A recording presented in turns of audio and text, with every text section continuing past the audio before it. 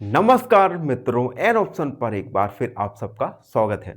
मित्रों, हम प्रश्नावली 1.1 का ओवरव्यू कर रहे हैं, जिसमें हम संख्याओं के बारे में जान चुके हैं। संख्याओं में हमने वास्तविक संख्याएं, प्राकृतिक संख्याएं, पूर्णांक, संपूर्ण संख्याओं के बारे में अच्छे से जानकारी प्राप्त कर ली है। इस वीडियो में हम जानेंगे अभाज्य गुणनखंड विधि, प्राइम फैक्टराइजेशन मेथड के बारे में। तो सबसे पहले अभाज्य गुणनखंड विधि होती क्या है? किसी संख्या को अभाज्य संख्याओं के गुणनफल के रूप में लिखने की विधि को अभाज्य गुणनखंड विधि कहते हैं।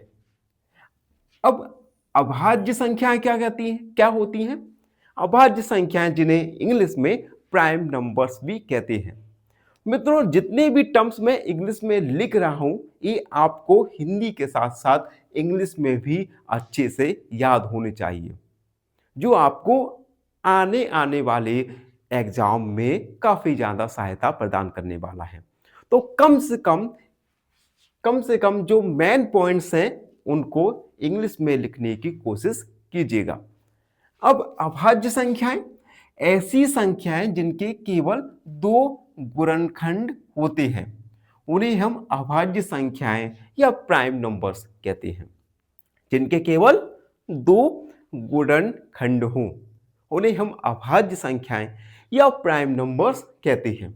उदाहरण के लिए 2, 3, 5, 7, 11, 13 और भी बहुत सारी संख्याएं जिनके केवल दो गुणनखंड हो। ठीक है, अब हम अभाज्य गुणनखंड विधि पर आते हैं। इनकी इस विधि को स्टेप बाय स्टेप किस प्रकार करेंगे?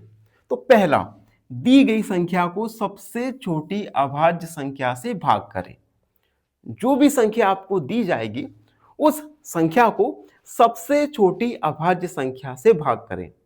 और मित्रों, सबसे छोटी अभाज्य संख्या है 2। दूसरा स्टेप, फिर प्राप्त भागफल को पुनः अभाज्य संख्या से भाग करें। फिर जो हमें भागफल मिलेगा उसे दोबारा से अभाज्य संख्या से भाग करें। यह प्रक्रिया तब तक करें जब तक भागफल 1 ना हो जाए।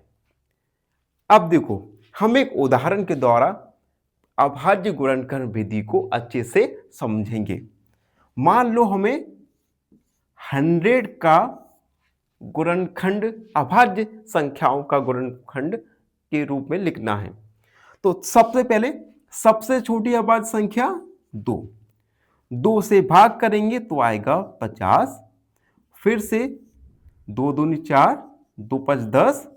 अब 2 का भाग नहीं जा रहा, 3 का नहीं जा रहा, 4 का नहीं जा रहा, अब जाएगा 5 का भाग। 5 5 25, 5 एकम 5। तो 100 को हम 2 × 2, 5 × 5 के रूप में लिख सकते हैं। ये है अभाज्य गुणनखंड विधि, प्राइम फैक्टराइजेशन मेथड। इस विधि से संबंधित हम प्रश्नों को एक्सरसाइज 1.1 में सॉल्व करेंगे। तो ये था आज का वीडियो, जिसमें हमने जाना अभाज्य गुणनखंड विधि के बारे में। आई होप आप सबको अच्छे से समझ आ गया होगा। फिर भी कोई डाउट रहता है, कोई भी क्वेरी है, तो उसे कमेंट में लिख दीजिए, हमसे जुड़िए। और प्लीज़ एन ऑप्शन को सब्सक्राइब कीजिएगा। धन्यवाद, हमेशा प्रसन्न रहे। फाइनली एक क्वेश्चन पूछूंगा आपसे। क्वेश्चन है, decimal expansion of 5/16 is option A terminating, option B non terminating recurring, या ऑप्शन सी रेस्टर। इस क्वेश्चन का आंसर कमेंट सेक्शन में जरूर लिखिए। बने रहिए हमारे साथ एन ऑप्शन पर। धन्यवाद।